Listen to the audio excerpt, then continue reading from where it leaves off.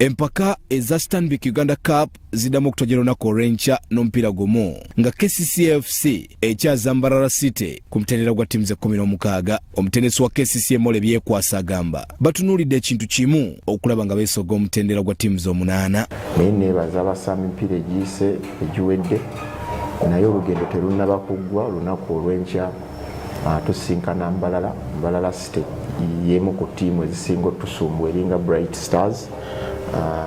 Zituwa nnyo obuzibu ttiimu ezo era tufunye nnyo amaliri nga tuli nabo ebiseera ebisinga.